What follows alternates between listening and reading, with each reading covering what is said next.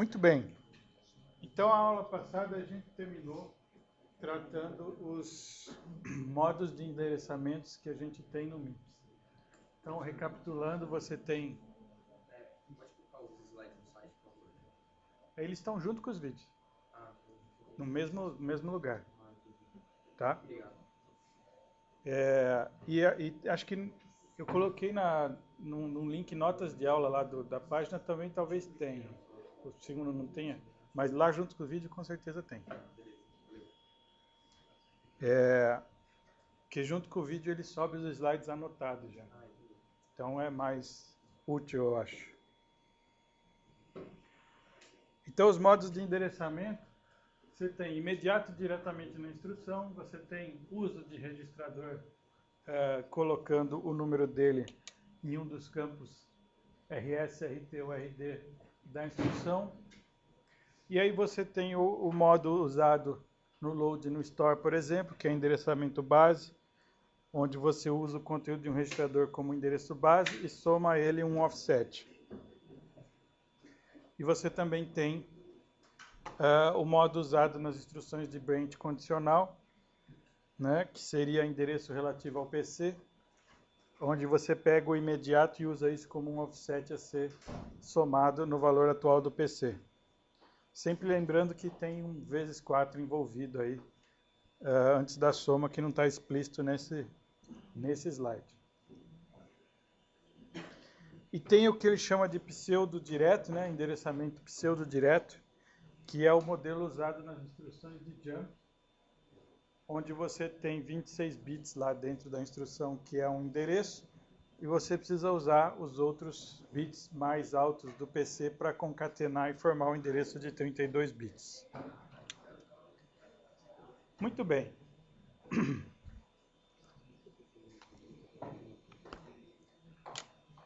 Hoje a gente começa falando de um problema que surge quando você precisa de sincronização. Quer dizer, não é falando de um problema, é falando de meios que você encontra nos conjuntos de instruções para que você consiga lidar com esse tipo de coisa.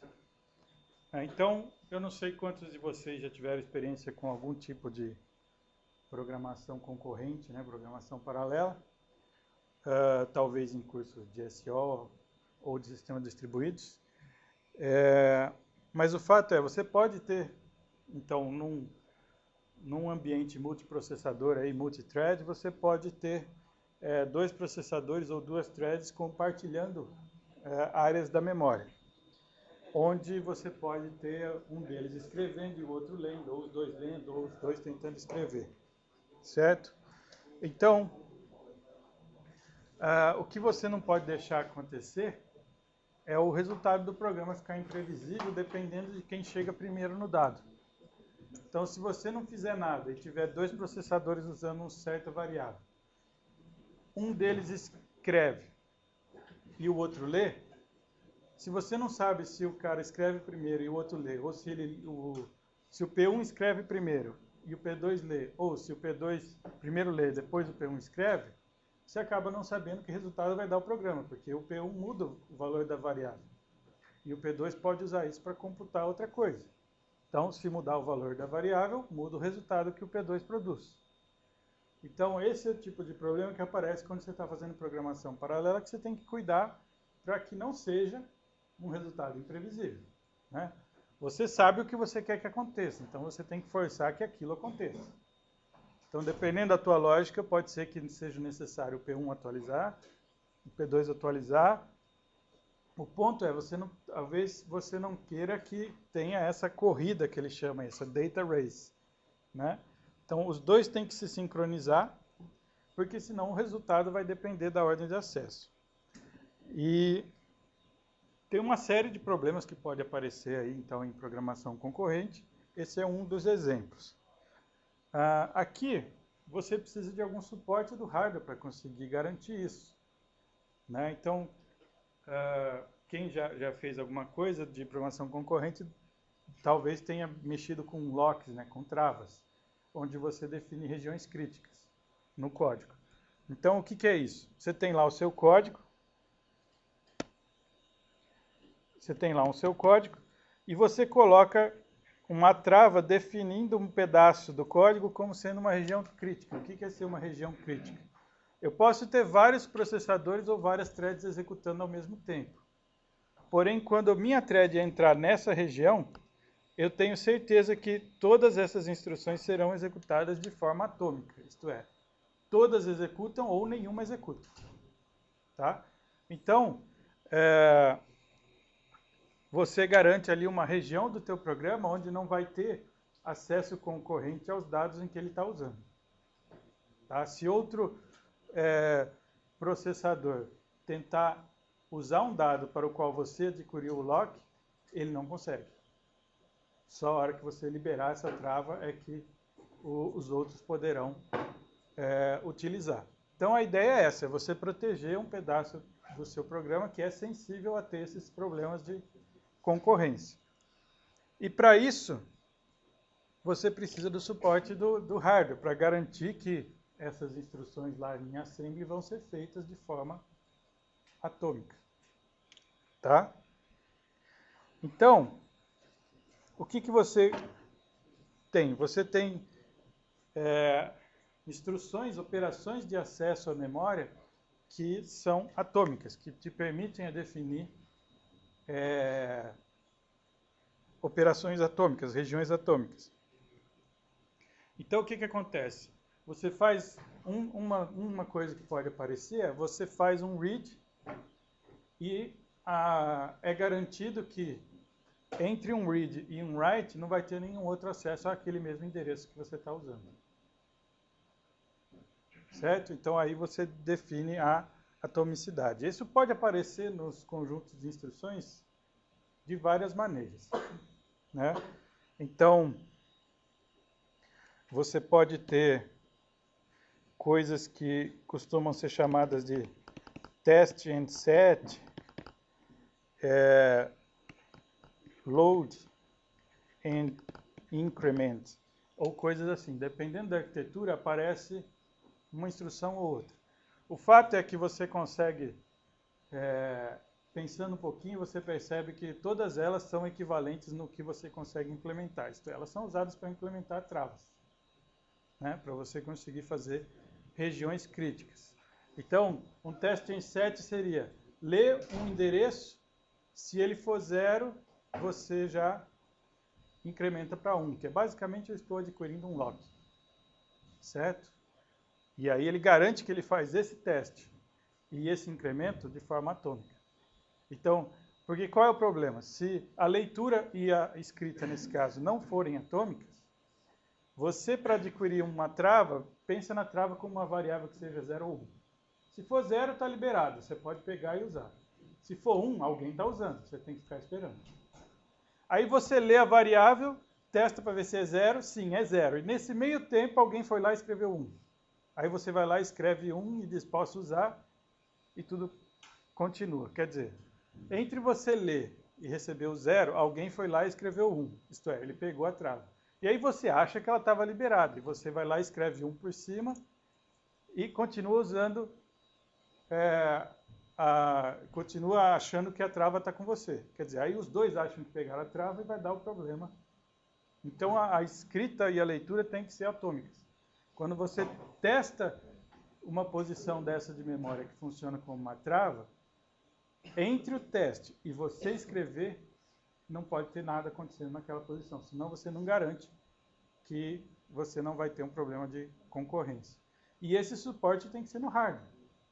Né? Ele não pode deixar uma outra processador, nenhum outro acesso naquele endereço acontecer ao mesmo tempo. Tá bom? Então, o que é load e increment? É você carregar e incrementar o valor. Tipo, você carrega um endereço lá que está guardando 0 e só de você executar essa instrução, ele não só carrega, como já incrementa. Então, se está 0, vira 1, por exemplo. Tá? Então, essas instruções todas são usadas para você produzir esse tipo de efeito, de você garantir a atomicidade, porque a grande dificuldade é que sempre que você quer adquirir uma trava, alguma coisa desse tipo, você tem que fazer uma leitura seguida de uma escrita. Na leitura você verifica se está livre e a escrita você pega para você. E entre as duas operações não pode acontecer nada naquela posição de memória. Tá? Então, esse teste em set que eu falei, por exemplo, é uma única instrução. Ela faz o teste e o set de uma vez só. Você pode fazer isso de duas maneiras. Você pode fazer como uma única instrução, ou você pode fazer como um par de instruções que garantem que, se algo mudou no meio, ele anula o que foi feito. Tá? E essa segunda opção aqui é a opção que aparece no MIPS. Né? Porque, no fundo, você tem que fazer dois acessos à memória, um de leitura e um de escrita. Então, por que eles escolheram dividir em duas? Uma das razões é, se eu fizer uma instrução só, eu tenho que ter um ciclo suficiente para ter dois acessos à memória para garantir que aquela instrução termine, faça as duas operações que ela tem que fazer de forma atômica. Então, eles preferiram dividir. Uma instrução faz o load, outra instrução depois faz a escrita. Dessa forma, eles não têm a obrigatoriedade de ter o ciclo suficiente para ter os dois acessos na mesma instrução. Bom, então, como eu mencionei, acho até na primeira aula, quando eu falei dos tópicos do curso, essa quarta edição do livro, a diferença dela para a terceira, né, porque tem muitas da terceira edição na biblioteca também, e a gente está usando a quarta. Então, quem pegar a terceira edição não vai ver esses comentários sobre paralelismo ao longo do capítulo. O resto é quase tudo igual. Tá? Mas esses problemas, essas considerações, essas discussões sobre arquiteturas paralelas, programação concorrente, esse tipo de coisa que surgiu aí, surgiu não, né? Mas ficou em muita evidência depois que apareceram as arquiteturas multicore. Esse tipo de coisa não tem na edição 3. Ele tem só um capítulo no final, tratando de multiprocessamento, e pensando em supercomputador.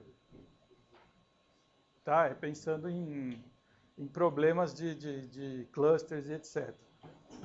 Essa quarta edição, não. A cada capítulo ele faz algum comentário que é relevante para programação concorrente, ou para arquiteturas multicore, ou ele descreve uma arquitetura multicore.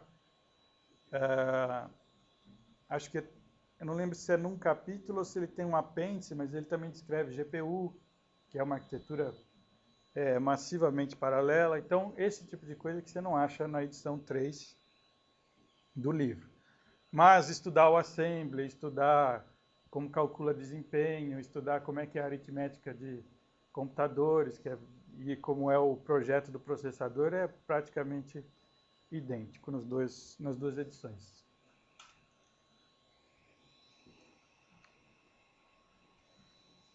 Bom, então aqui está como é no MIPS.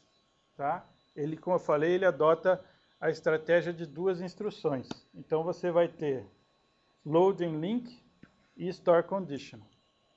Tá?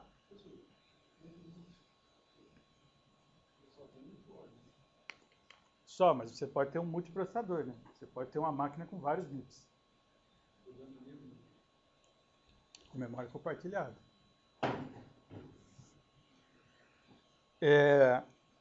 Então, o que acontece com esse store? Por que ele é chamado de store conditional? Porque ele só tem sucesso se o endereço que foi usado no LL, no load linked, não sofreu nenhuma mudança. Tá certo? Porque alguém ter lido não é problema. Ler não muda nada, né? O que estraga é escrever. Certo? Então, essas duas instruções funcionam em conjunto para você conseguir produzir aquele efeito de atomicidade. Tá? Então, e aqui embaixo tem um exemplo de um atomic swap, aí, que ele está trocando o valor de um de um endereço usando essas duas instruções. Então, o que acontece? Ele faz aí o load, ele faz o store, mas ele faz com load link e store condition. E o que acontece? Ele testa o valor que fica no registrador depois do store. Se for 1, foi sucesso. Se for 0, ele tem que anular e fazer de novo, porque alguma coisa interferiu. Então é isso que tem no código. Ele faz um branch de volta para o início da região crítica aí e faz tudo de novo caso seja 0, no registrador T0. Então o store vai lá, tenta fazer o store. Se ele detectar que teve alguma mudança, ele retorna esse valor 0, que é o valor de de insucesso, né, de falha. E aí você testa e faz de novo, porque não foi atômico. Pode ter acontecido alguma coisa aí, então aconteceu alguma coisa aí entre o load e o store.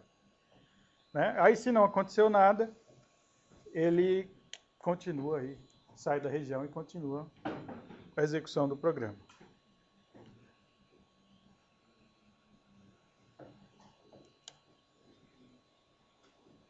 Então, se você for olhar outras arquiteturas, sei lá, for lá x86, for lá ARM, não sei o quê, vai ter alguma coisa desse tipo no conjunto de instruções também. Não necessariamente é igualzinho, mas o efeito que você consegue produzir é o mesmo. Em particular, x86 acho que é test in set, que tem uma instrução só que faz o atomic swap.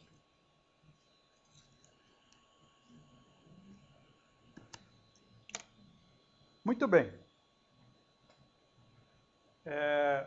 Agora a gente vai tentar ter uma ideia de todos os passos que existem, então, até sair da sua aplicação aqui, né, do seu programa fonte, e chegar na execução. Certo? Então,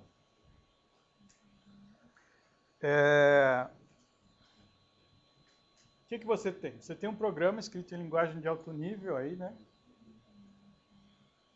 E você tem que executar isso em alguma máquina. Então, qual é a cadeia de ações que existe entre você escrever o seu programa e ele realmente poder ser executado? Primeiro,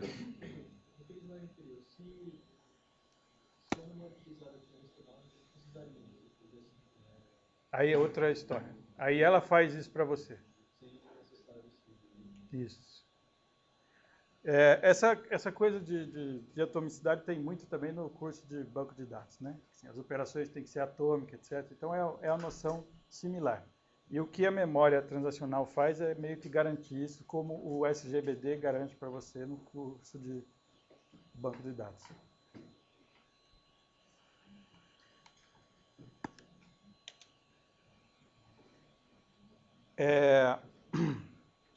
Bom, então os passos.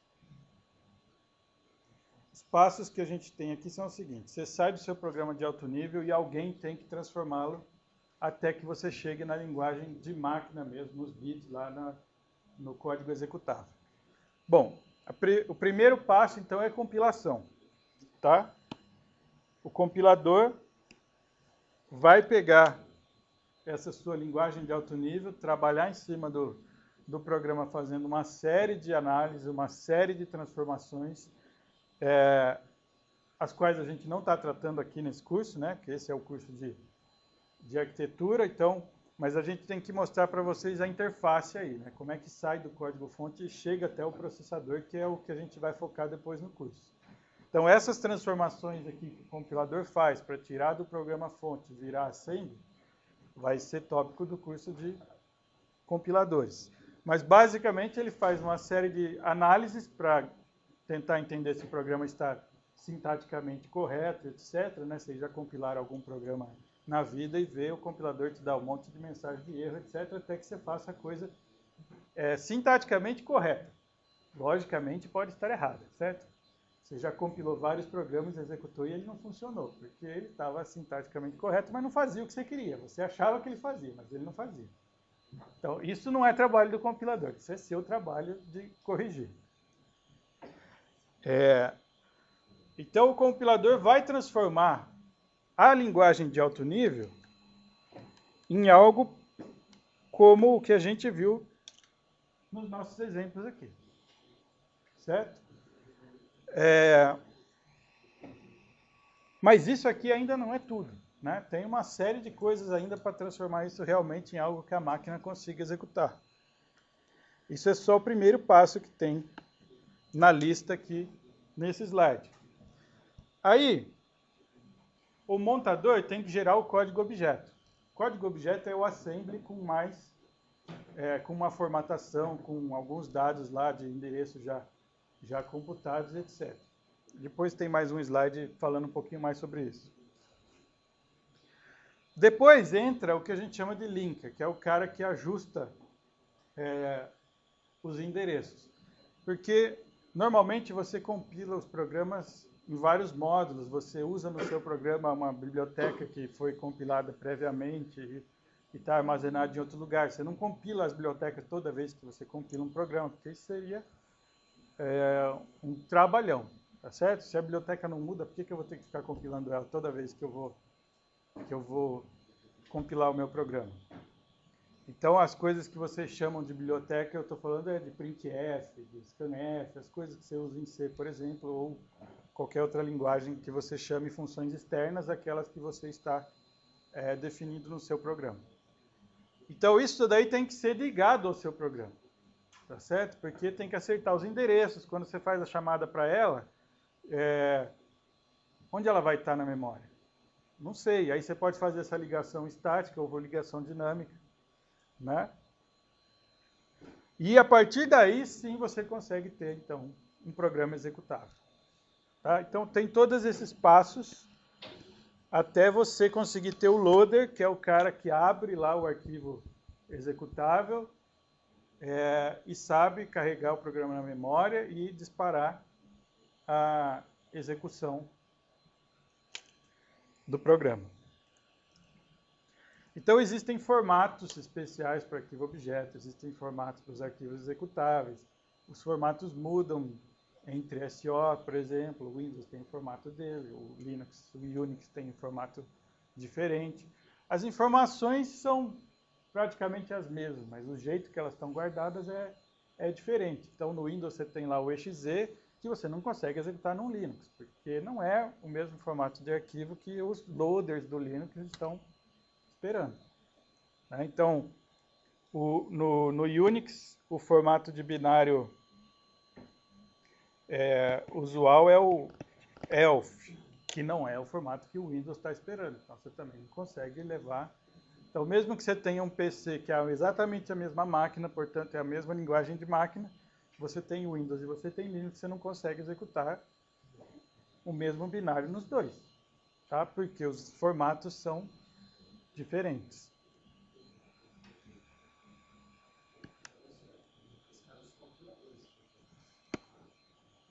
Também, mas se todo mundo no final gerasse o mesmo formato de binário, você ainda assim conseguiria, porque a linguagem assembly é a mesma.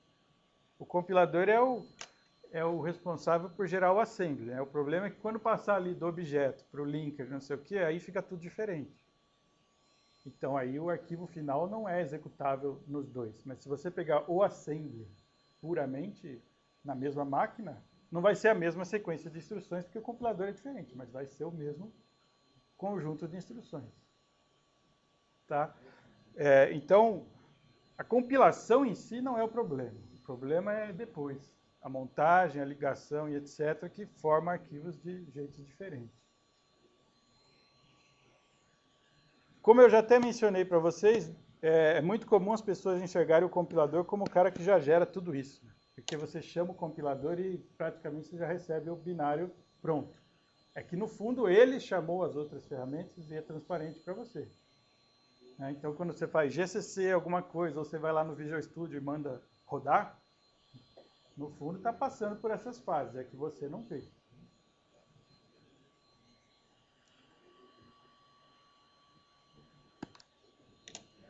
Isso aqui também já comentei para vocês. O montador ele pode aceitar pseudo-instruções.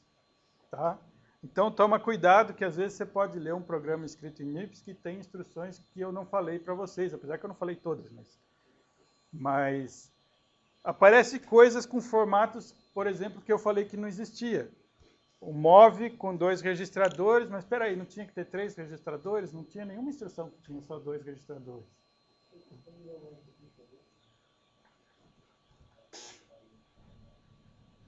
Por quê? Porque, na verdade, o MOV não existe. O MOV é uma pseudo-instrução que o montador transforma para você em algo que existe.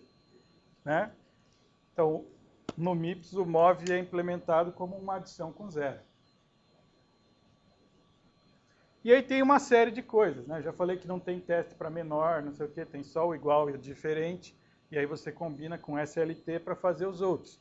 Então, o que existe é isso aqui, tá certo? Mas você pode encontrar aí em referências, em coisas sobre MIPS, coisas como essa aqui ou essa aqui, que na verdade são pseudo-instruções, tá?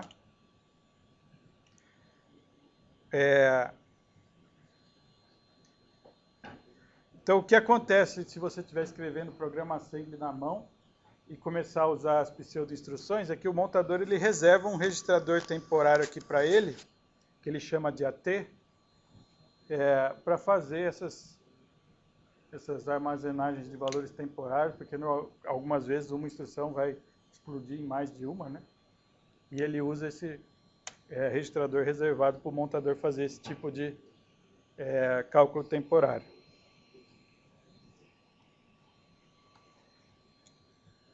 Bom, o montador, então, o compilador, né, transforma o programa em instruções de linguagem de montagem e o montador transforma em linguagem de máquina, tá, no binário. Então, o que você vai ter tipicamente dentro de um arquivo que é esse que a gente chamou de arquivo objeto, né, código objeto? Você vai ter um cabeçalho com informações sobre o programa. Você vai ter um segmento que aqui nós estamos falando de um arquivo objeto estilo Unix. Tá? Você vai ter um segmento que chama text, que é o código, é as instruções assembly traduzido. Você vai ter um outro pedaço que vai ser o dado, né? Então, coisas estáticas que foram definidas dentro do seu programa, tipo constantes e coisa do tipo assim, que fica lá o tempo todo. Você vai ter informações, né, tabela de símbolos e informações de relocação, que no fundo o teu arquivo objeto tem que dizer todos os símbolos que ele provê e todos os símbolos que ele usa. Então, eu uso o printf, eu uso o scanf, e eu estou fornecendo a função F1, né, outra função G, outra função H, qualquer coisa assim. Tá? E aí depois essa coisa vai ser usada para ligar os programas que chamam coisas um do outro. Então você também tem seções no código especificando tudo isso.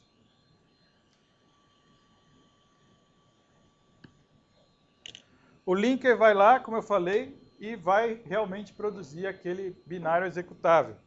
Para isso, ele tem que pegar os vários segmentos e juntar, né? Como eu falei, você não compila as bibliotecas e as coisas externas toda vez. Você compila o seu módulo lá e depois alguém liga todos os objetos de novo, né? Então ele tem que resolver aqueles labels que você usa, transformar aquilo em endereços, botar as coisas de maneira que faça sentido, né? Os saltos, os jumps, os calls de função, etc. Tem que conectar as chamadas externas, né? Então, onde é que está o printf? Eu vou carregar o printf, vai ser nessa posição, então ele vai estar nessa, e aí vai seguindo dessa maneira. Você pode ter coisas de linker feito dinamicamente, né? Que são as bibliotecas dinâmicas que vocês usam. Então, ele pode deixar algumas dessas dependências para depois. Tá?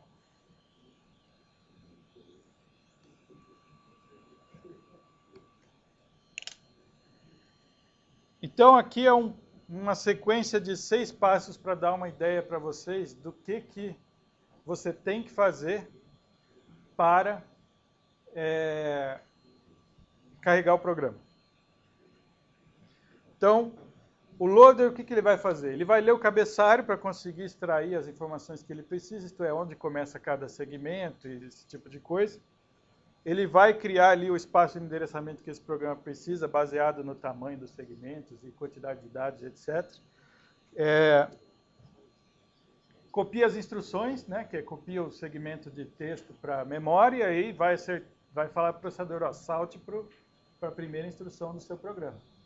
E a partir dali, o processador começa a executar. Se você teve argumentos de linha de comando, etc., isso aí é passado mais ou menos daquele jeito que a gente viu na aula passada para a sua função main. Você põe ele na pilha e a função main, de alguma maneira, vai recuperá-lo lá. Tem que inicializar os registradores com onde é que vai estar a pilha, então bota lá o endereço no stack pointer, no frame pointer, no global pointer para acessar as constantes, etc. É a hora que carrega que você faz isso também. E aí ele faz, então, o salto, finalmente, para o procedimento, para a rotina que começa o teu programa. E aí, a hora que essa rotina retornar, ele dispara uma chamada lá do sistema operacional que é feita toda vez que um programa termina, que é a exit syscall. Existe uma chamada do SO para terminar um programa. Certo? Então, basicamente, essas são as etapas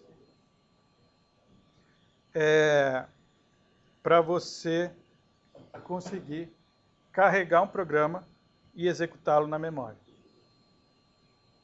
Tudo bem?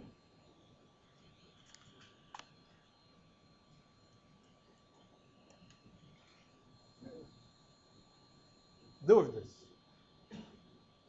Então, é uma ideia do processo desde compilação até carga e execução. Não muito detalhado, né, porque aqui o foco não é esse, mas dá para você ter uma ideia de tudo que acontece por baixo dos panos ali a hora que você executa um programa. Bom, e o que é, então, aqui tem alguns comentários dos autores sobre linkagem dinâmica, né, ligação dinâmica. O que acontece é o seguinte, por que você quer fazer linkagem dinâmica? Porque você tem uma série de bibliotecas lá que você usa, elas podem ser grandes, né? Por exemplo, a biblioteca de C lá, que tem o printf, que tem não sei o que, vão ser alguns megas lá no disco compilado. Então, se você fizer toda essa ligação estática e produzir um binário que tenha tudo que o teu programa precisa, você vai acabar criando um binário muito grande. Tá? Um arquivo executável muito grande. E talvez isso não seja nem necessário todas aquelas funções ao longo da execução do programa. Pode ser que ele tome um caminho de execução que ele nunca use scanf ou alguma coisa assim. Talvez ele tome um caminho de execução que ele nunca use em outras vezes. Então, a ideia do Dynamic Link é você ligar sob demanda as coisas externas. Tá? Então, você tem um linker ali que consegue atuar durante a execução do programa. Então, se seu programa passar por aquela porção do código que tem o salto, que tem o jump lá, para um endereço externo que ainda não foi ligado, ele primeiro dispara a rotina que faz a ligação, o ajuste dos endereços, etc., descobre onde carrega essa biblioteca na memória, vê onde ela vai ficar, ajusta o salto para ir para lá. Tudo isso durante a execução do programa. Então, isso faz com que você só carregue aquilo que você realmente precisa. Bom, lógico que acarreta também um overheadzinho ali durante a execução. Você está fazendo coisa que antes você fazia estaticamente. Esse reconhecimento vai ser de pausa ou fundamento? É como se você, você inserisse no... Eu tenho um slide aqui para mostrar isso. Você insere no seu código, quando você tem um salto para uma chamada externa, ele não faz um call direto para aquele nome de função. ele faz um salto para uma rotina especial que sabe checar se aquilo já foi ligado ou não. Se não for ligado, ele liga primeiro, carrega e liga, depois salta para ela. Se já foi ligado, ele salta direto para onde foi parar. Então você tem uma indireção no seu programa. Você não chama a função diretamente, você chama uma outra função que faz a ligação se necessário. Então, tá vendo? Quando você coloca um nível de indireção, você acaba tendo um processamentozinho a mais aí para fazer durante a execução. Mas você economiza, né, e deixa a coisa sendo feita sob demanda. Você economiza lá no tamanho do binário, você não liga tudo quanto é coisa que pode aparecer dentro do teu programa fonte. Então aqui tem dois fluxos, né? Comparando esse modo de linkagem que ele chama de lazy, né? Que é você não liga de cara, você liga só na hora que for preciso. Então, ó, o que você tem é uma indireção a mais, onde você chama uma coisa que na verdade não é a rotina que você quer, que ele está chamando de stub aqui, e esse cara chama o código de ligação se não foi ligado ainda. Se foi ligado, ele já vai estar com a tabela atualizada e já sabe aonde foi parar o código que você precisa chamar, a DLL que você precisa chamar. Então, na primeira vez, você paga o preço de ligar. Nas outras vezes, não paga.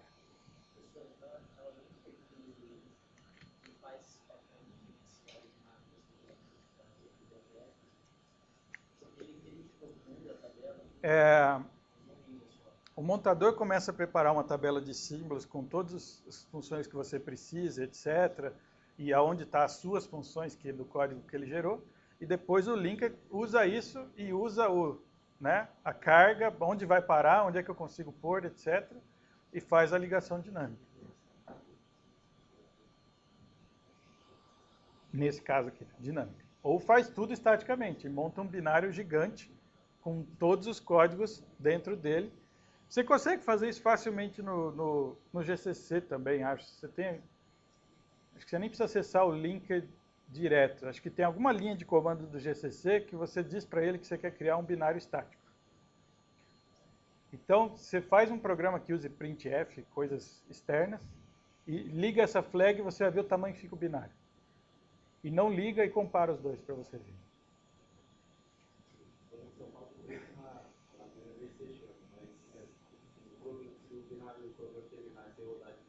Sim, toda execução, a primeira vez, você paga. Toda execução começa de novo e ele vai começar a ligar sob demanda.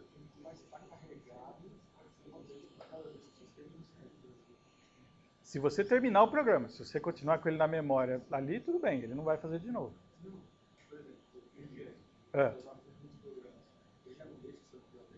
Ele pode deixar a biblioteca na memória, mas o binário ligado não, ele vai ligar na hora.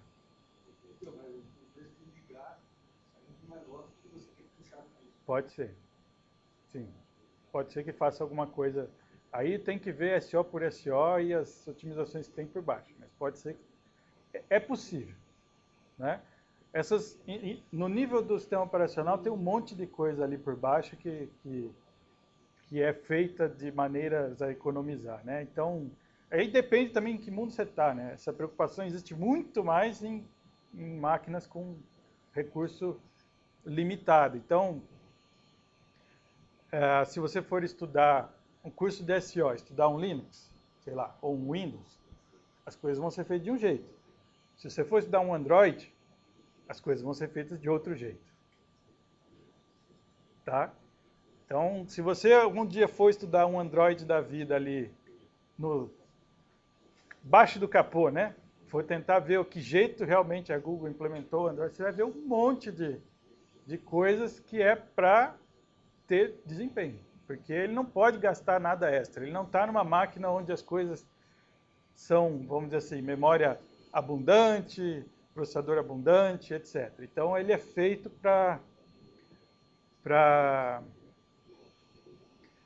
tirar o máximo daquilo que ele tem e deixar o máximo disponível para a aplicação usar.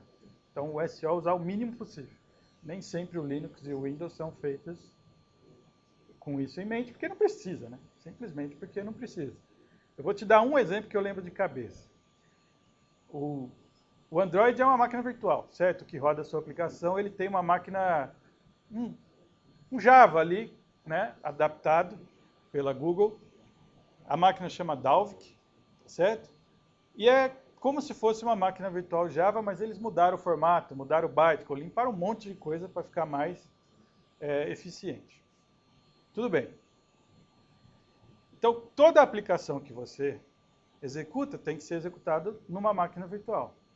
E para a aplicação, ela tem a máquina virtual dela. Tá certo? Então, você, programador de aplicação, subentende que você está executando numa máquina virtual sozinho. Mas não é isso que acontece por baixo dos panos.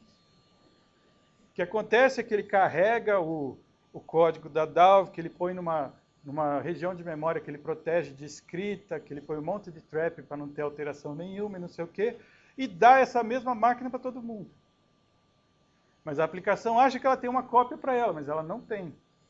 Entendeu? Ele faz a mesma cópia ser visível para todo mundo via o gerenciamento de memória dele. Todo mundo acha que tem a sua máquina, mas não tem. E fora isso, tem toneladas de coisas, de scheduling, de consumo de energia que tem que ser feito para que o negócio funcione num dispositivo pequenininho. Então, essas coisas aqui são exemplos que você vai encontrar em desktop. Tá? Alguma coisa desse tipo você vai encontrar nas ferramentas de Linux, de Windows e outro SO aí de máquinas de mais grande porte. Se você sair e pensar já em SO de sistema embarcado, aí as coisas já vão funcionar bem diferente. Bom, e se for Java?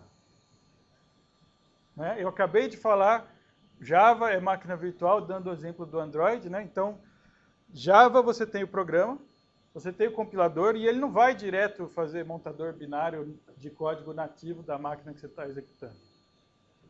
Tá? Então, aqui é um ambiente diferente. É um ambiente onde você cria um código intermediário, que no caso do Java chama-se bytecode, né? Que está aqui, ó, que são aqueles class files que você produz quando compila um Java.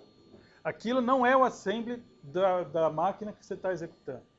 Aquilo é uma linguagem intermediária especificada pelo Java, que a máquina virtual Java vai interpretar e executar na máquina hospedeira depois. Tá? Então, qual é a ideia?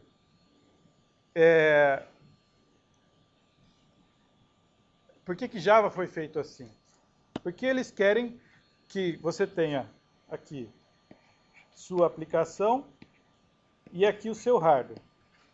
E eles querem ter algo aqui no meio, que eles chamaram de máquina virtual, que abstrai o hardware da aplicação. E aí você escreve o mesmo programa e garante que ele roda em qualquer hardware, em qualquer máquina. Tá? Então a mesma aplicação que você roda no seu desktop, você roda no seu celular. Desde que você tenha feito em Java, então ali no celular tem uma máquina virtual Java também, ele sabe ler o bytecode e executar aqui. Tá? Então a ideia do inicial do Java era essa independência de arquitetura. Né? Ele foi criado pensando em web e a ideia dele é essa, abstrai, eu não quero saber em que máquina eu vou executar. Então eu faço uma coisa genérica, mais alto nível, e depois eu mando isso para a máquina, e a máquina lá tem alguém que sabe ler isso que eu tenho aqui e executar no host, na máquina hospedeira. Então esse alguém é a máquina virtual. Tá? Então, o que acontece? Você ganha muita flexibilidade. Onde você pode perder? Bom, no início, como é que era executado o Java? Ele recebe o bytecode e vai interpretando. Né? Ele pensa, essa rotina eu tenho que fazer isso, isso, isso. Então, o que é a máquina virtual Java? É um programa em C, que recebe o teu bytecode e tem lá funções. Esse bytecode eu tenho uma função aqui escrita em C, que foi compilada para o host, que faz o que esse bytecode deve fazer. Tá? Então, ele interpretava. Ele via o que aquele bytecode tem que fazer e chamava a função correspondente que executava aquilo no host. Próxima instrução. decodifica ele, vê que bytecode é, o que aquilo tem que fazer, chama a função específica que executa aquilo. E assim por diante. Super flexível. Porém, é lento. Tá? Então, no início, a diferença entre você fazer uma aplicação em Java e fazer uma aplicação em C era brutal, em termos de desempenho. Tá? E aí os caras foram pensando em maneiras de tornar isso mais próximo, porque senão também ninguém usa. Né? Aí, o que surge, né? Depois de algum tempo, surge esse cara aqui, ó, que eles chamam de JIT, Just in Time Compiler. O que é Just in Time Compiler? É um cara que compila o teu código dinamicamente. O teu código é carregado para execução sem estar compilado. E ele compila dinamicamente, durante a execução. Tá? Então, o que é carregado na memória? O bytecode. Assim como se fosse executar na máquina virtual lá tradicional que só interpretava o bytecode. Só que aí tem um cara aqui que olha o bytecode, sabe que máquina ele está, então eu estou aqui no meu x86, no meu Intel. E ele traduz o bytecode para código x86 como faria um compilador de C. Certo? Isso aqui é Just-in-Time Compiler. Tá? E aí você consegue começar a trazer o desempenho de Java mais próximo do que é um desempenho de uma linguagem compilada direto para código nativo. Tá? Ainda tem restrições, normalmente ainda fica um pouco... Hoje em dia está muito próximo, mas você ainda tem restrições porque você não pode gastar muito tempo de execução compilando.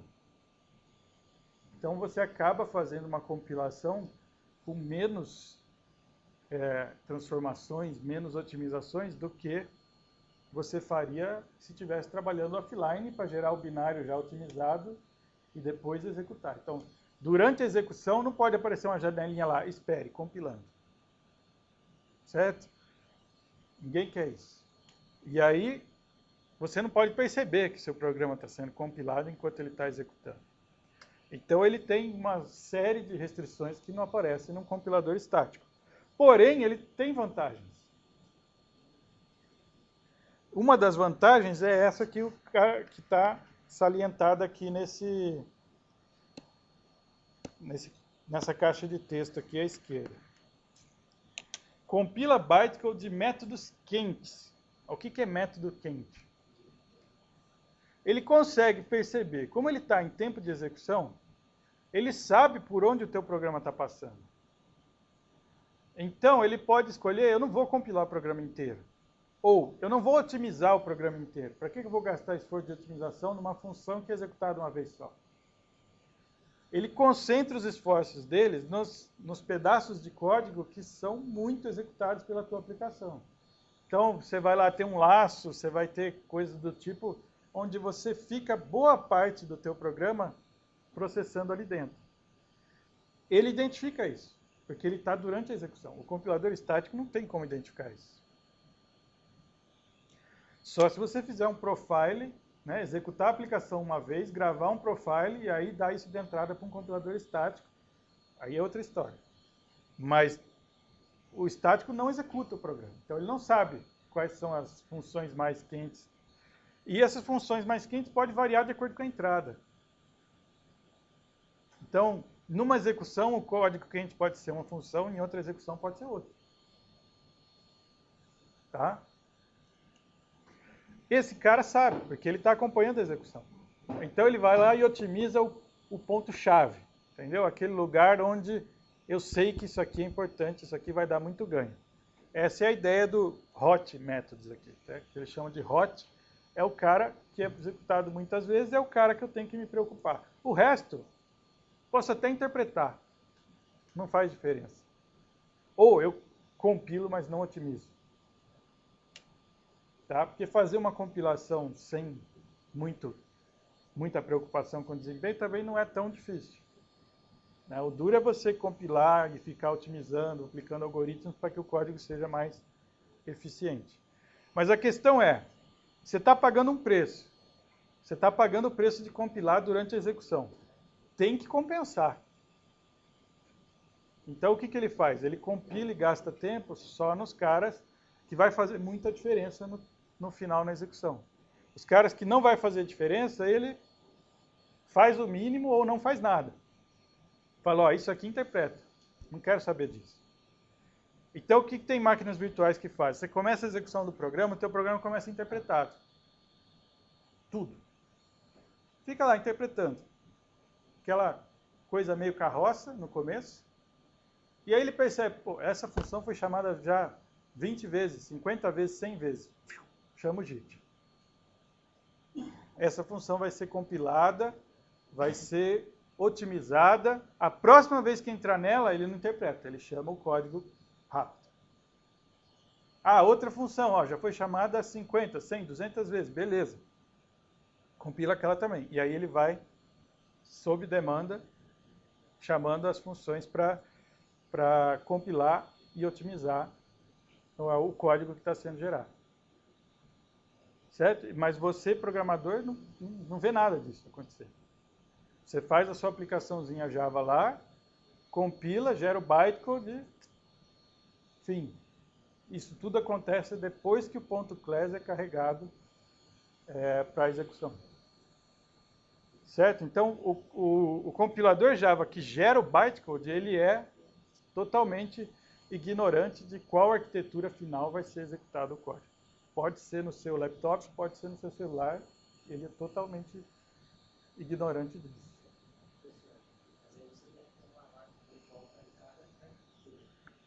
Sim. A máquina virtual é compilada para a tua arquitetura. Sim, a máquina virtual não, o compilador é. São duas coisas diferentes. Esse cara aqui que eu estou falando que é ignorante. O JIT não, o JIT lógico que tem que saber. E a máquina virtual também, porque ela vai interpretar e ela está instalada lá no host, certo? Mas o compilador que gerou o bytecode, não, ele não tem que saber. Essa é a ideia do Java. Então, no início pagava-se muito em desempenho para ter essa flexibilidade. Depois que começou a surgir a compilação dinâmica, as coisas começaram a se aproximar do desempenho nativo, vamos dizer assim, né? Você gerar código para a máquina host direto. Certo? E hoje em dia tem muita coisa que funciona desse jeito, né? A tecnologia de compilação dinâmica avançou muito desde que o Java foi criado. É uma área bastante quente de pesquisa, inclusive. E já tem muitas plataformas que funcionam dessa maneira e algumas delas você pode usar e nem saber. Por exemplo, Android, que eu disse, é assim. .NET é assim, né? .NET é um ambiente onde você compila as coisas e ele também cria uma espécie de bytecode. Ele não cria o código da máquina host. Aí tem lá o .NET por baixo, que é uma espécie de máquina virtual, que traduz o CLR, né, que acho que é o código do .NET, para o nativo.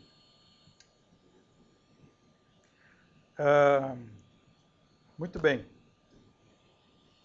Dúvidas?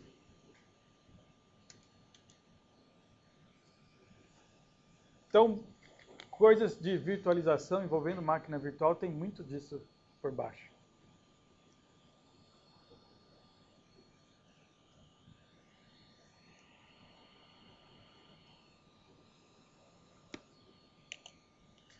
Muito bem. Então agora tem aqui um exemplo de código em C de um bubble sort aí, de uma função de ordenação que vai ser olhado em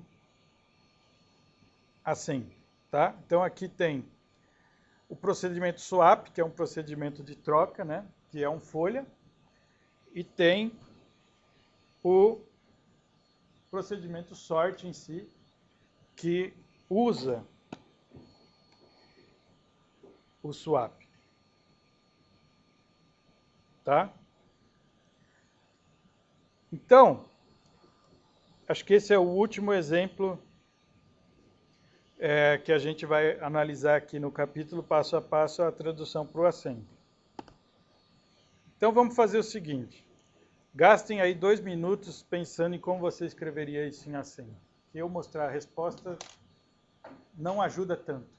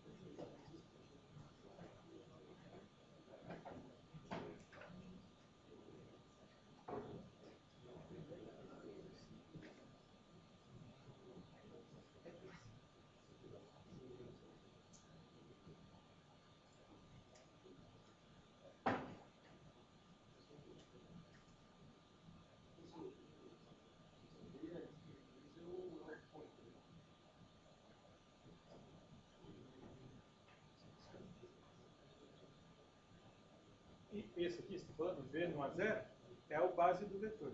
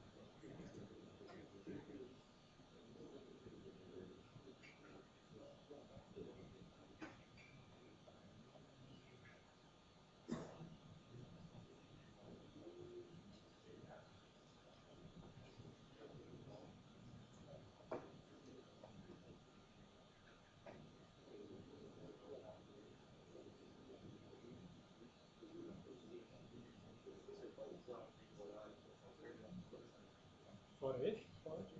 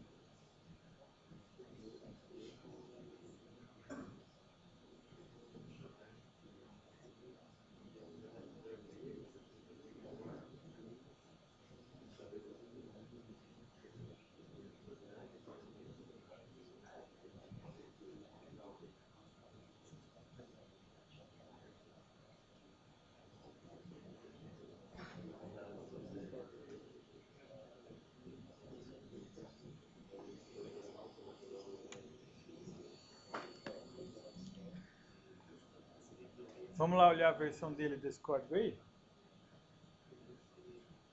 Bom, é basicamente um código muito parecido com o que a gente já fez aqui umas 2 aulas atrás, né? Você só tem que se lembrar de como é que você trabalha com o índice de vetor aí, que o resto é só você fazer uma troca de valores entre duas posições. Né? Então é bem simples. Então o que ele está fazendo aí? Usando o shift para fazer a multiplicação do k por 4, para fazer aquele ajuste, né, que cada elemento do vetor ocupa 4 bytes. Aqui ele tem o VK está em A0, certo? Então ele vai somar esse índice com o endereço base do seu vetor. E depois o que eu tenho que fazer é VK é carregado, VK recebe K mais 1 recebe aquele antigo valor de VK. Então, ele pegou um temporário e armazenou o VK, certo? Então, notem, onde é que está o endereço do VK? Com essa instrução aqui, ele colocou o endereço do VK no T1. E aí, com esse load, com offset 0, ele carrega então o conteúdo do VK no T0. Com esse load com offset 4, então ele está acessando K mais 1, certo? E aí ele faz os stores correspondentes também. Grava o que tinha em K mais 1, que é o T2, no VK, e grava o que tinha no VK, que está em T0, no VK mais 1, que é o VK mais 4. E depois retorna.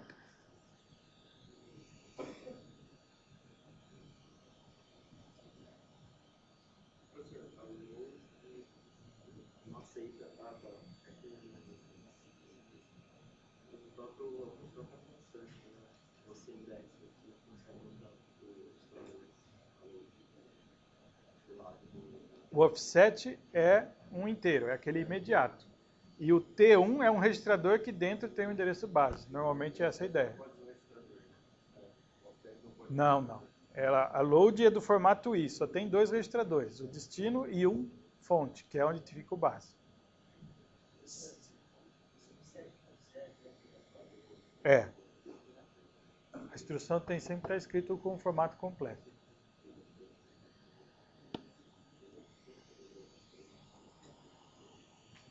Tudo bem?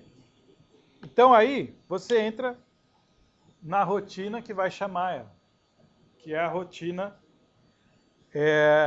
do sort em si. Tá? Essa é um pouquinho mais divertida.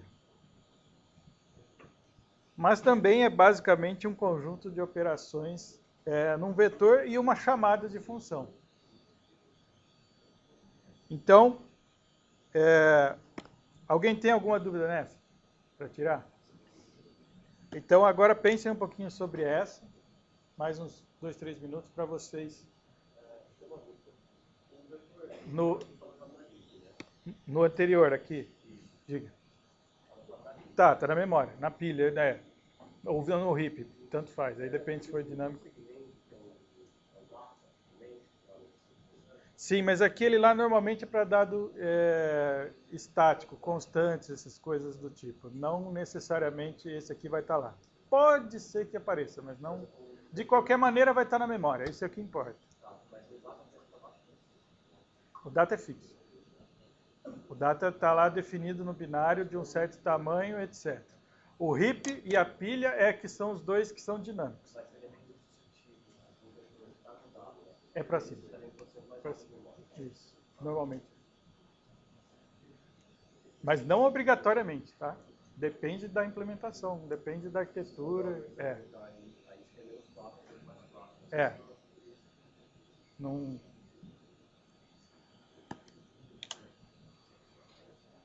Então esse aqui agora, gente.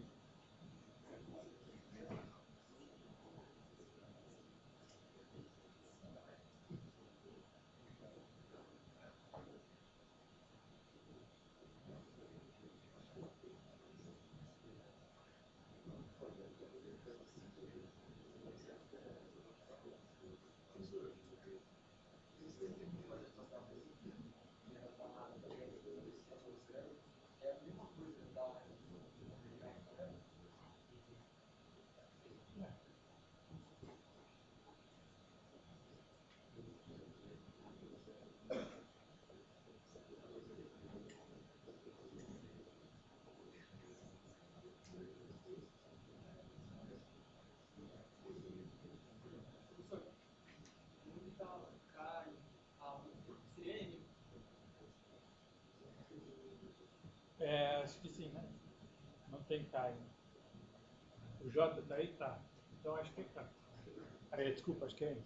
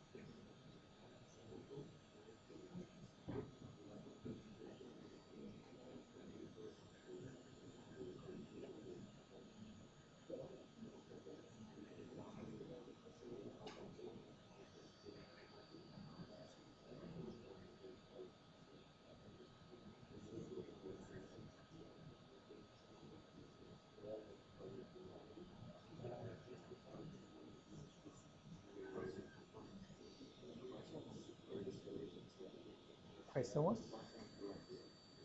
Desculpa, não tem. Saltos funcionais ou não funcionais. Jump ou drift, if ou not if.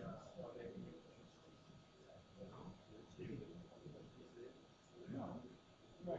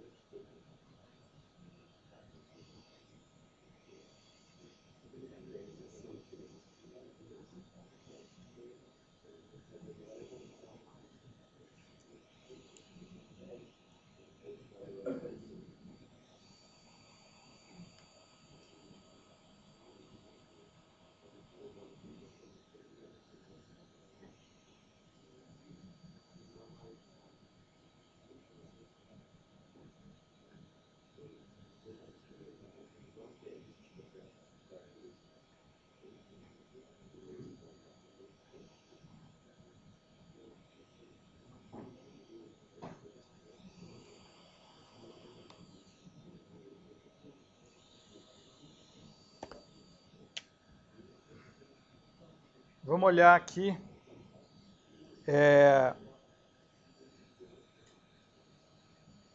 um pouquinho do código dele. Então esse aqui fica um pouco maior, você tem 2 laços, né? Notem que aqui ele está exemplificando um uso de pseudo-instrução, né? Ele está usando o move aí, que na verdade não existe.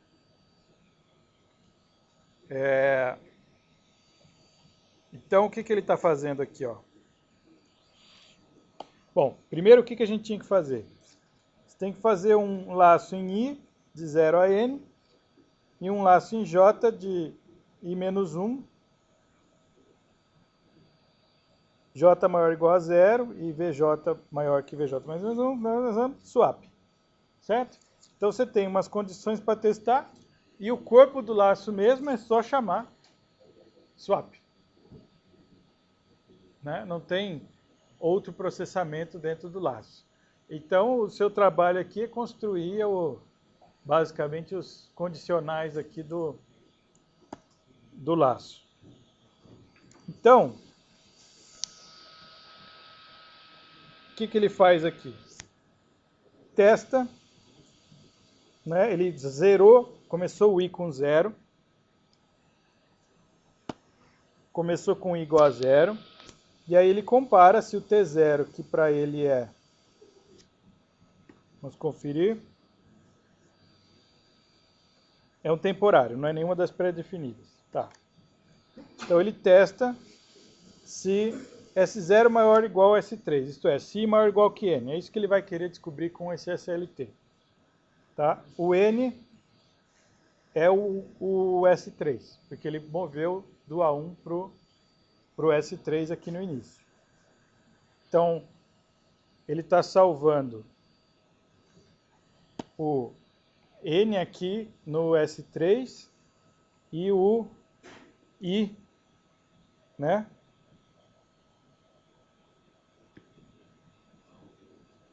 O que tinha no A0? Não, o V. E o V no S2. Bom, vá para a saída se o S0 for maior ou igual que S3. Isto é, se deu 0 o teste de menor, significa que não é menor. Então, se não é menor, é maior ou igual.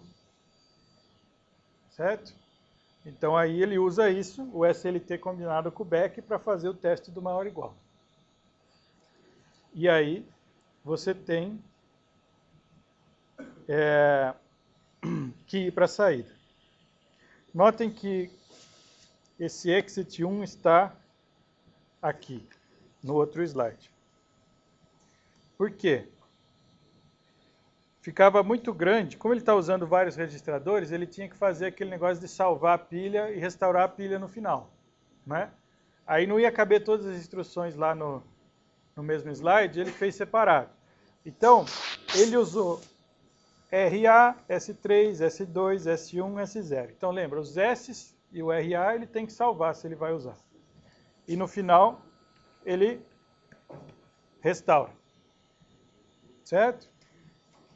Então, ele mexe no stack pointer, salva, restaura o stack pointer.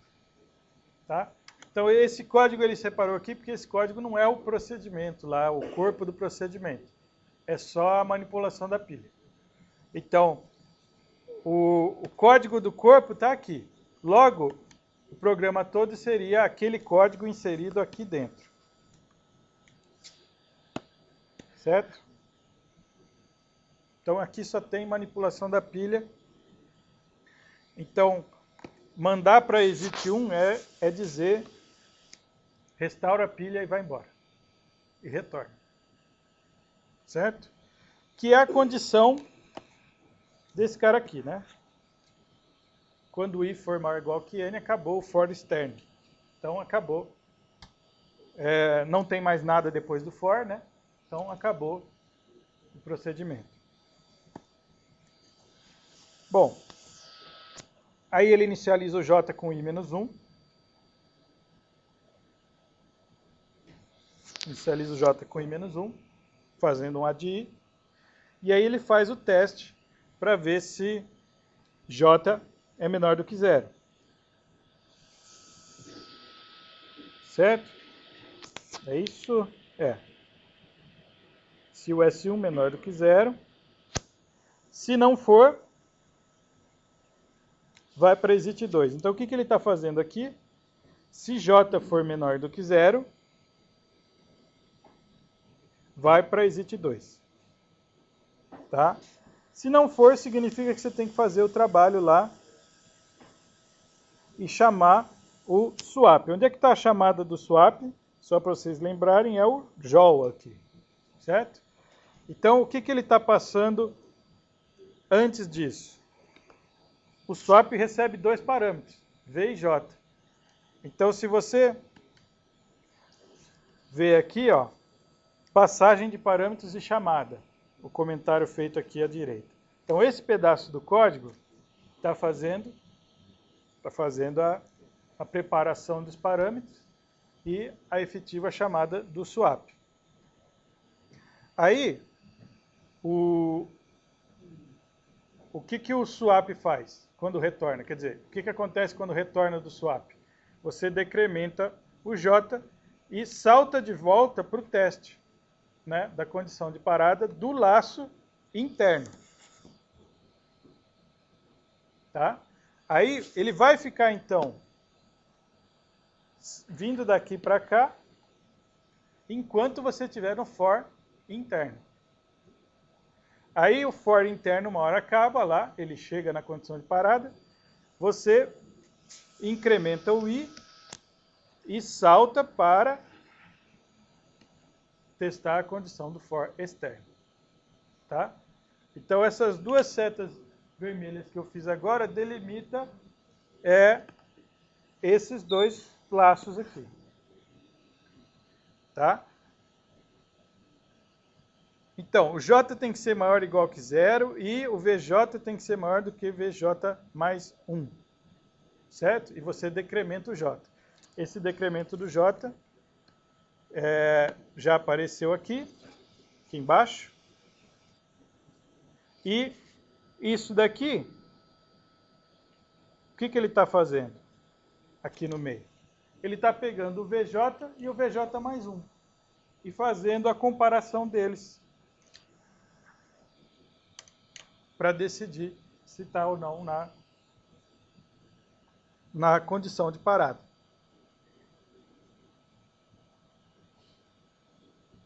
Certo? Então, essa condição aqui em cima é a condição do J tem que ser maior ou igual a 0. E a outra que ele faz os loads do VJ e VJ mais 1 é essa segunda parte do end aqui. Certo? Então, o que tem aqui? Tem que calcular J vezes 4, porque você quer fazer o load do VJ, só que você tem que acertar o índice lá, como sempre em qualquer acesso a vetor. Você faz J mais 1 vezes 4 também, faz o load dos dois, faz um SLT para ver se é o maior ou igual, e salta para a saída se for maior ou igual. Aqui, saída 2, né? Por quê? Porque isso é o laço interno. Eu tenho que sair do laço interno, mas não do laço externo. Então ele tem duas saídas, exit 1 e exit 2. O exit 2 você sai do interno, mas ainda vai fazer o retorno para testar a condição do externo.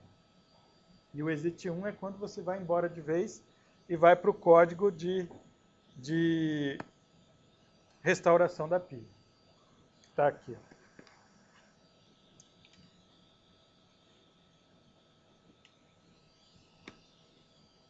Então, de novidade mesmo, não tem nada. Todas as instruções que tem aqui a gente já tinha visto. Mexer com vetor a gente também já tinha visto. O que ele fez foi como ele colocou várias condições no laço, você acaba ficando com um código maior, porque em assembly testar as condições você tem que ficar carregando as coisas, fazer SLT e depois fazer o back. Então, o que você tem aqui que você não tem nos outros exemplos, que você deveria prestar atenção, é essas combinações de SLT com back para fazer os testes. Isso é uma coisa que você tem que entender. E SLT com BNE também. Né? Então, isso é uma coisa que ainda nos outros exemplos não tinha aparecido muito. Ou pelo menos não tantas vezes no mesmo exemplo. O resto é o que a gente já tinha visto, de salvar pilha, restaurar pilha e fazer carga de elementos de vetor. Esse aqui não tem nem store, porque ele não mexe no vetor. Ele só usa o vetor para testar a condição, mas ele não escreve nada. Quem vai escrever é o swap, que a gente já viu o código no slide anterior.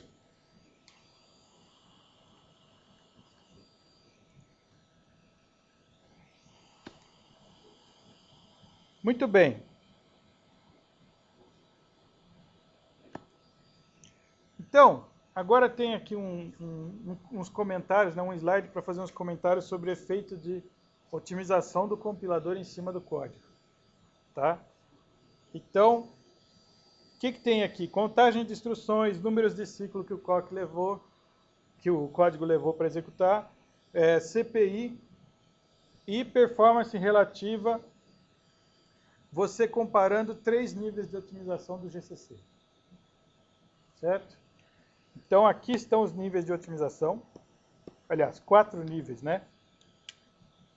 Que é nenhuma, que seria O0 também, conhecido como O0, ou O1, O2 e O3. Então, o GCC tem esses 3 níveis e ele aplica...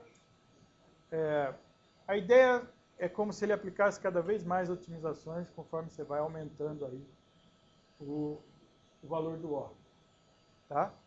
E aí você compara a performance relativa. Então, no caso da aplicação que ele executou aqui,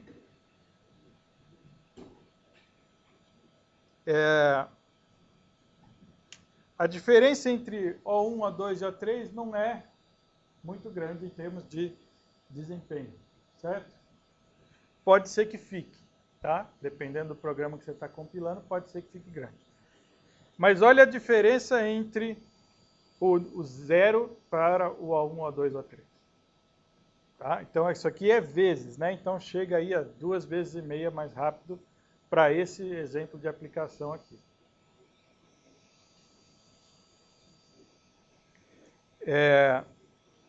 Contagem de instruções.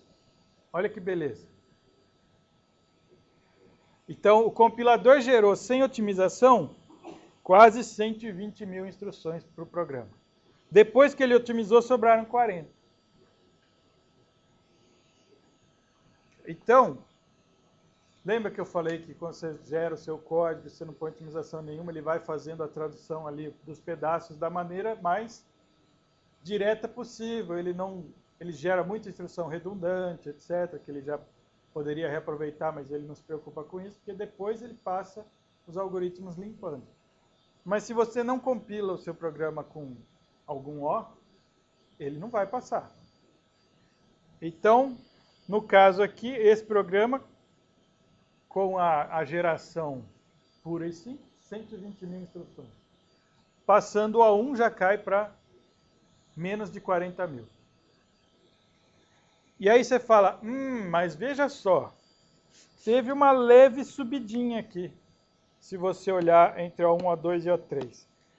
Então, como é que se ele otimiza mais, ele acrescentou instruções?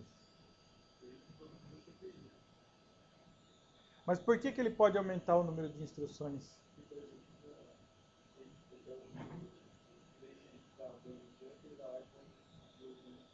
Porque algumas otimizações você troca espaço por velocidade. Tá? Então, pode ter otimizações que deixam o teu código mais rápido, mas maior. E um exemplo é essa que chama Loop Unrolling, desenrolar laço. O que é desenrolar laço? Ele pega um laço lá que é um for de 1 a 10. Ao invés dele gerar um assembly como esse aqui, cheio de condições de teste, se acabou o laço e não sei o quê, ele pega o código do corpo do laço e replica 10 vezes um embaixo do outro e não faz nenhum if. O seu programa fica mais rápido. Né? Então, existem otimizações em que ele vai gerar um código maior, porém ele vai ser mais rápido. Ele troca uma instrução, por exemplo, muito complicada de fazer, por outras duas que são muito rápidas. Seu código fica maior, mas fica mais rápido. Tá? Então pode acontecer esse efeito que está aqui, é bem pequeno, é bem sutil a diferença, mas pode acontecer. Agora, o que chama bastante atenção é isso aqui, né?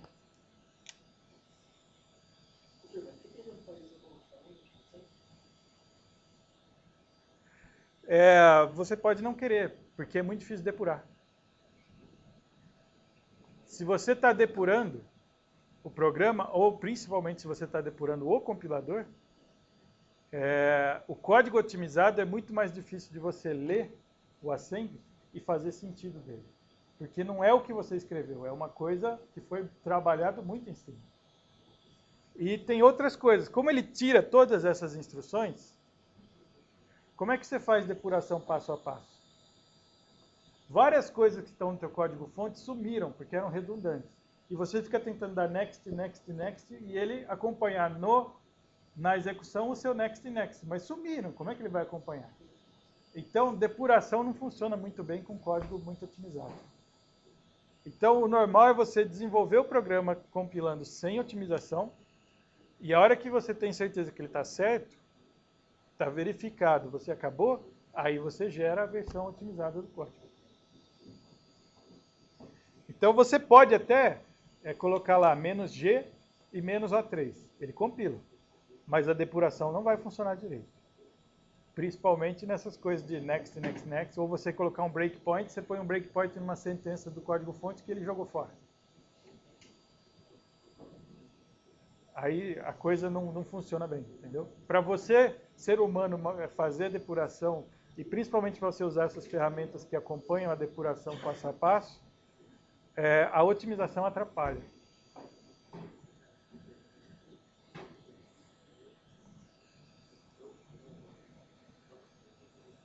Ciclos de clock, 160 mil e cai para 60 mil, basicamente, né?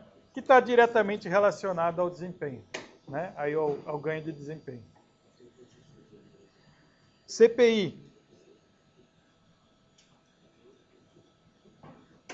Isso aqui é um exemplo claro, né? Que eu comentei quando a gente estava estudando lá o capítulo 1, que falava de desempenho, não sei o quê. Não caia em tentação, analisar desempenho, você analisa tempo de execução, né? Então, uma tentação que acontece sempre é o CPI da máquina é menor, a outra é maior, então um é mais rápido que a outra. Ó, não necessariamente, tá? O CPI é menor do sem otimização e maior dos com otimização, porque a média de clocks por instrução, né, fica maior, mas em compensação você tem muito menos instruções e tem um programa mais rápido. Certo? Tudo bem? Então, isso aqui é para você ter uma ideia da diferença que faz o compilador. Isso aqui é outras diferenças entre linguagem e algoritmo. Tá? Então, ele está comparando. Isso aqui é um quicksort e um bubble sort. Então, aqui é o bubble sort, performance relativa para C sem otimização, C com os 3 níveis de otimização, Java interpretado e Java JIT. Tá? Então, a referência aí é o 1 aqui, que é o C sem otimização. Aí você vê o desempenho sobe bastante, como a gente já tinha visto no slide anterior, quando você faz o com otimização. Agora veja aqui onde está o Java interpretado, né? Aqui entra aquilo que eu discuti com vocês alguns minutos atrás. Você ganha muita flexibilidade, mas você perde muito em desempenho. Então aqui o Java interpretado é várias vezes mais lento do que o C sem otimização. Nesse caso aqui, certo?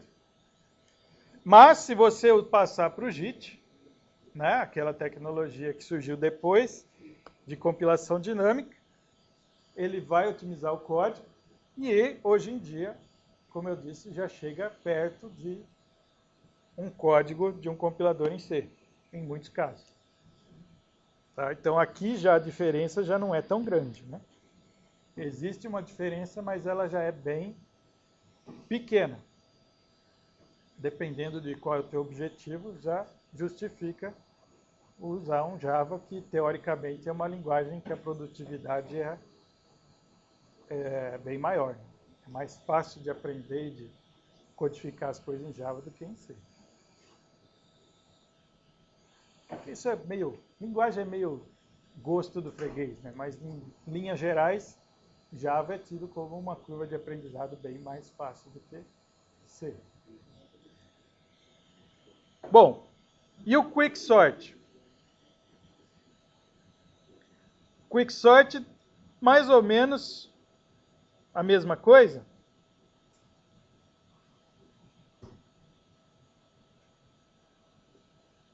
Que diferença que chama a atenção aí?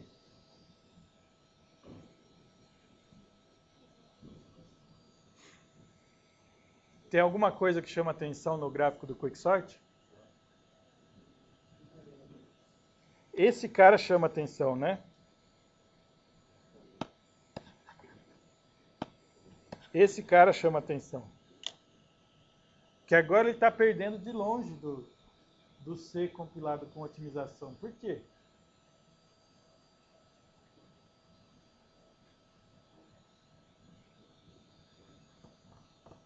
Alguém tem alguma ideia?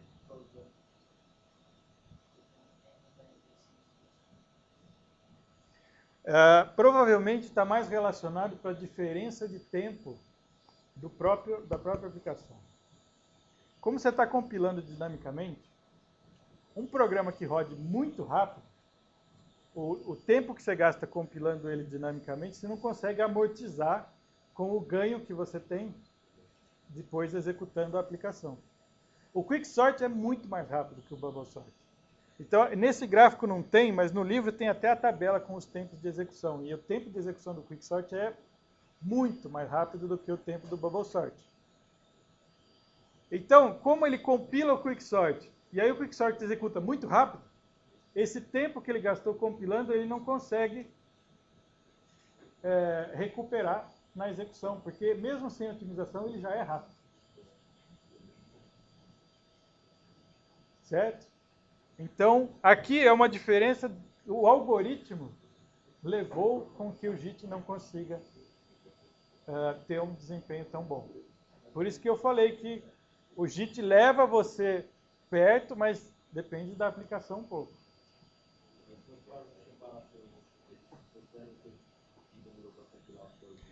Aí depende. Você tem que tomar cuidado com o que você está lendo e se o cara especificou direitinho. Não fica injusto, é o tempo que você está esperando. É o seu tempo.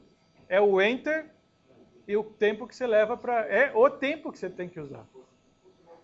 Por isso que eu falei que um dos grandes problemas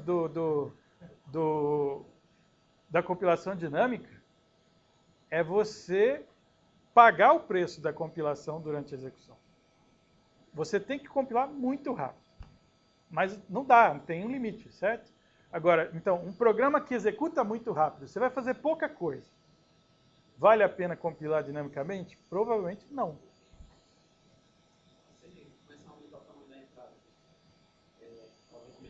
Se o tempo de execução crescer, o tempo do JIT passa a ser um pedacinho pequeno do tempo de execução, entendeu? Aqui o tempo do JIT é um pedaço muito grande do tempo de execução. E a linguagem C compilada por nativo não paga isso. Não tem isso. Não tem nada dinâmico. Né? Então, no JIT tem o tempo da compilação mais o da execução. No C nativo, compilado nativo, não, só tem o da execução. Então, se a execução consome muito tempo, aí o JIT some. Fica uma parte muito pequena do todo. Você amortiza o seu gasto. Basicamente é essa a ideia. E aí você vê a diferença embaixo, é que Quicksort comparado com BubbleSort, né? Então aí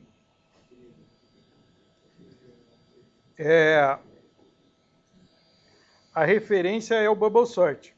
Então o BubbleSort ele é milhares de vezes mais rápido que o o Quicksort é milhares de vezes mais rápido que o BubbleSort. Então daí está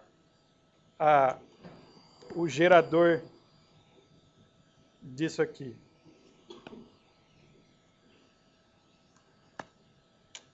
Bom, lições aprendidas. Lembre-se, CPI não é medida de desempenho. Né? Você vai comparar desempenho, como a gente já discutiu, vá atrás do tempo de execução. Otimizações de compilação são sensíveis ao algoritmo, totalmente. Né? Dependendo do jeito que você escreve o seu programa, ou dependendo das características do programa, o compilador consegue ou não fazer alguns dos algoritmos de otimização. JIT é significativamente mais rápido do que interpretado, como vocês viram no slide anterior e a gente já discutiu. O JIT é o que levou o Java a chegar perto aí, em alguns casos, da execução de ser otimizado, tá? Porém, nada conserta um algoritmo mal feito, né? Então, se você trocar teu algoritmo por um muito mais rápido, não tem milagre que o compilador vai fazer para levar o outro para o mesmo desempenho. Certo? Dúvidas?